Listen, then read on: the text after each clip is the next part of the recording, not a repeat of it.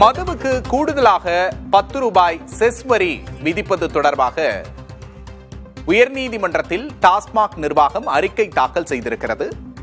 அண்மை செய்தியை பார்க்கிறோம். கூடுதல் விவரங்களை செய்தியாளர் சுப்பையாவிடம் கேட்டுப்படலாம். சுப்பையா, வணக்கம். கூடுதல் விவரம் என்ன? சுற்றுச்சூழல் டாஸ்மாக் தற்போது மதுபானங்கள் பாட்டில் மூலமாக விற்பனை செய்து வருகிறது. இதை பார்த்தீங்கன்னா சுற்றுச்சூழலில் இப்ப நிறைய பாதிப்பு. இந்த பாட்டில் ஆங்காங்கே செய்திருக்கிறார்கள். மலைப்பகுதி மட்டும்தான் 17 இடங்களில் இந்த பாட்டில் சுற்றுச்சூழல் பாதிப்பு இருக்கிறதை கருத்தில் கொண்டு மதுபான பாட்டிலை திரும்ப பெறும் திட்டத்தை தமிழக அரசு கொண்டு வந்தது. இதற்காக தமிழ்நாடு முழுவதும் பல்வேறு மாவட்டங்களில் அமர்ந்திருத்து வருகிறார்கள். இதன்படி மதுபான பாட்டிலை கூடுதலாக 10 ரூபாய்க்கு விற்பனை செய்து அந்த காலி பாட்டில்களை திரும்ப ஒப்படைக்கும் பட்சத்தில் 10 ரூபாய் வாடிக்கையாளருக்கு குறித்து வழங்கப்பட்டு வருகிறது. இது தொடர்பான வழக்கு சென்னை உயர்நீதிமன்றத்தில் நிலுவையில் வருகிறது. இந்த வழக்கு தொடர்பாக அதாவது மதுப்பாட்டுகளை திரும்ப பெறும் திட்டத்தை மாற்றியமைக்க புதிதாக பொறுப்பேற்றுள்ள தமிழக அரசு முடிவு செய்துள்ளதாக விசாரணையின் போது உயர்நீதிமன்றத்தில் தெரிவித்துள்ளனர். அதாவது இந்த வழக்கு உயர்நீதிமன்ற நீதிபதிகள் எல் சதீஷ்குமார் மற்றும் பரத சக்கரவர்த்தி ஆகியோர் அடங்கிய அந்த அமர்வு முன்பு நடைபெறுகிறது.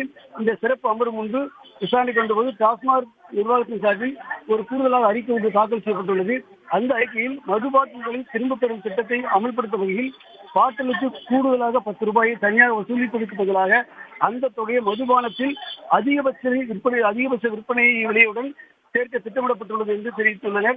அது மட்டுமில்லாமல் பாட்டில்களை திரும்ப பெறுவது, மறு சுழற்சி செய்வது போன்ற பொறுப்புகளை சம்பந்தப்பட்ட மதுபான உற்பத்தி நிறுவனங்களுக்கு ஒப்படைக்கலாம் என்றும் அரசு திட்டமிட்டுள்ளதாகவும் இது தொடர்பாக உரிய சட்ட திருத்தங்கள் மேற்கொள்ள மது விலக்குத்துறை ஆணையருக்கு கடிதம் அனுப்பப்பட்டுள்ளது என்றும் அதில் அந்த பதிமூலம் தெரிவித்துள்ளனர்.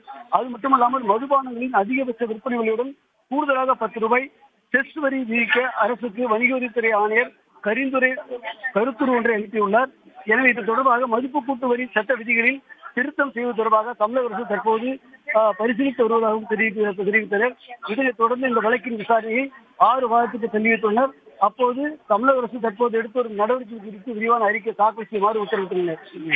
சரி, மது பாட்டிலுக்கு 10 ரூபாய் வழங்கும் திட்டத்துல ஒரு பெரிய மாற்றத்தை கொண்டு வர அரசு தீர்மானிச்சிருக்கிறது அப்படிங்கறத புரிஞ்சுக்க முடியுது. கூடுதல் விவரங்களுக்கு நன்றி சுப்பையா.